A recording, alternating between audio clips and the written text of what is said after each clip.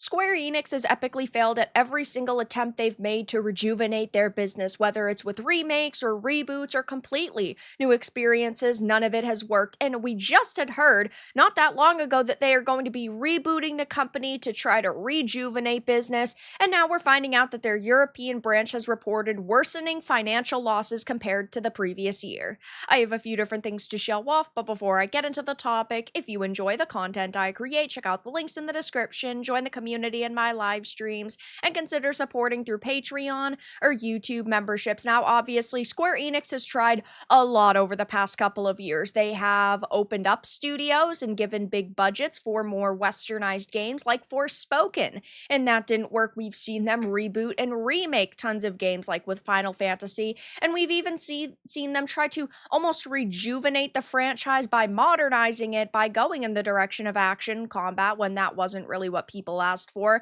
And all of these attempts have failed. And that honestly does suck, right? Because Square Enix does have a lot of franchises and a lot of characters that I personally love, like many other people.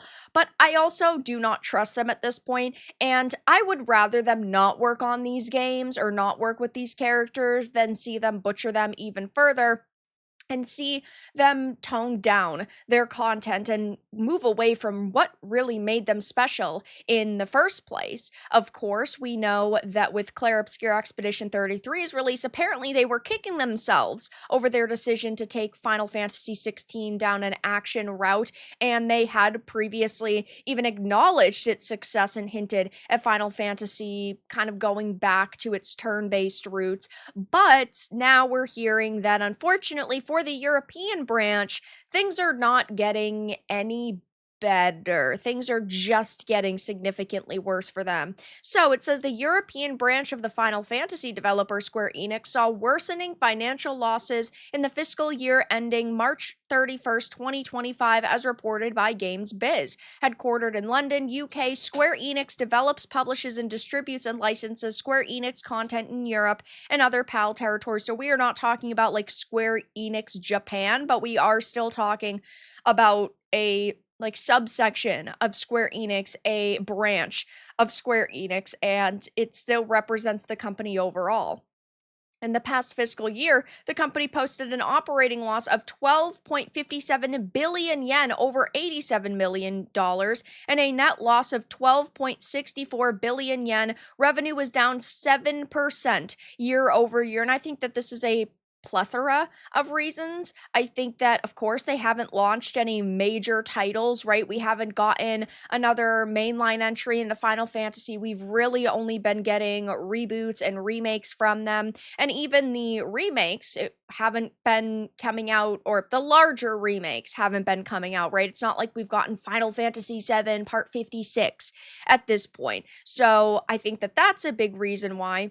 And another is that a lot of their original content that they thought was going to be massively successful for them hasn't stuck around. Look at Forspoken, for example. They put hundreds of millions of dollars into that, thought that was going to be really big, and thought that they were going to be able to release content for that for quite a while. They had a lot of big plans, apparently, but all of those got crushed when the game didn't initially sell. So at this point, they were probably hoping that they'd be close to maybe even a follow-up, a Forspoken 2, or some kind of big DLC launch for that. They probably figured that a new Final Fantasy game would be kind of on its way. So they're just not releasing a heck of a lot right now. And even when they create new content, we have to worry about it being westernized slop. We have to worry about them pushing diversity, equity, and inclusion narratives in your face. You have to worry about them altering older content if it is a remake or a reboot because they want to chase a global or modern audience. We know that they have an internal ethics department that basically looks over the developers' shoulders and tells them what could be seen as offensive or what is acceptable. So we know that it's sanitized content. Like,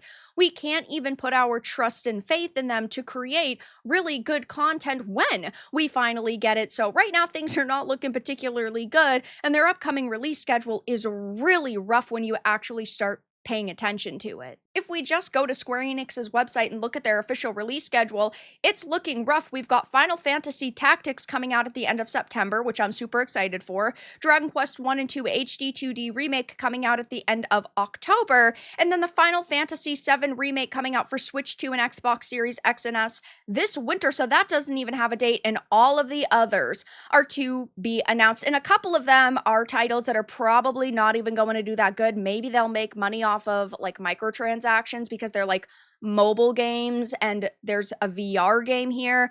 But besides that, we don't even know when these titles are going to come out. Like Kingdom Hearts, for example. Kingdom Hearts 4 was announced in 2022. We've gotten no other information. That's rough. You've got Dragon Quest 12, which, again, wasn't even announced recently. That was announced, oh my gosh, in 2021. I didn't even think it was that long ago. Yikes, that's even worse than I thought. I thought it was like 2022 or 2023. So we're just not talking about a very positive picture that's being painted here. And again, yes, we are talking about Square Enix, so they are a very influential company, a very large company. They do have a lot of games that will ultimately still bring them in money, just not the amount that they need. And we know that they are struggling right now. A company that is doing good and never announces a major company reboot. They said, though, that they were detailing a plan to reboot and awaken their business, which does not sound positive. Square Enix released its financial results for fiscal year 2025, detailing a rather middling performance for the company with a distinct lack of major releases. The good news is that its HD digital entertainment subsegment, like the big games we're all interested in, turned a profit, but only because a combination of lower development and marketing costs mixed with higher than expected sales of Dragon Quest III HD 2D Remake effectively outweighed the higher net sales from the previous year. So in short, Dragon Quest saved the day. But you can't always rely on like one single game to do better than you initially anticipated. And in a separate document, Square Enix details its midterm plan to reboot and awaken its business operations, which focuses on 4 core initiatives: enhance productivity by optimizing the development footprint in the digital entertainment segment, diversify earnings opportunities by strengthening customer contact points, roll out initiatives to create additional foundational stability, and allocate capital, giving consideration to the balance between growth, investment, and shareholder returns. And again, I want Final Fantasy to be a great franchise again. I want Dragon Quest to be a great franchise again. Like, I want Square Enix in general to be doing good, but at the same time, they would have to do a hell of a lot to earn my trust and many other people's trusts. They'd have to, first of all, accept defeat when it came to this new like action direction they're taking Final Fantasy. And listen, I love Final Fantasy 16. I thought it was a phenomenal game. It was my game of the year in 2023, which I know is kind of a hot take when something like Hogwarts Legacy launched. But on the same hand, I think that it is important that they recognize that people were just not ready for that switch. While I'm somebody who absolutely loved it, there were a lot of people who didn't. A lot of people were disappointed. If that was a spin-off game, let's say they shrunk that budget a little bit and they shrunk the scope and scale of that game a little bit and they made it a spin-off, that would have made absolute fucking bank. And then if they had kept the main franchise or the mainline series, right, as turn-based, they would now be reaping those rewards because we see other turn-based games doing phenomenally, but that's not the direction they decided to go in, and it hasn't paid off for them. I think that they should have eased people into action Final Fantasy a little bit better,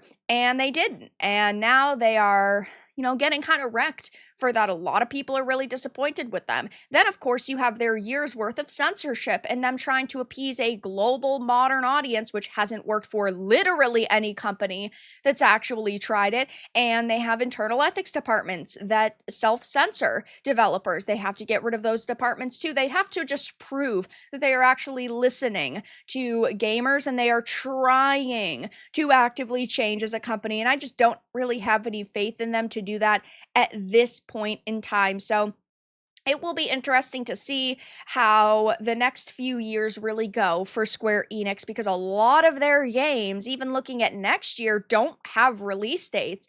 We don't know if they're going to have any major launches anytime soon, but the rest of their games, well, the two other games they know are supposed to be releasing this year come out in September and October. And then there's one that says the winter, but that doesn't even have a date. And the rest are up in the air, which is a very, very bad picture. So I'll be keeping my eye on Square Enix, of course, but things are looking pretty rough for them right now. But that's all that I really had to discuss in this video. Let everyone know your thoughts in the comments below. If you enjoyed this, give it a like, and if you didn't, give it a dislike. I appreciate your support either way, but I'll talk to you all again in the next video really soon.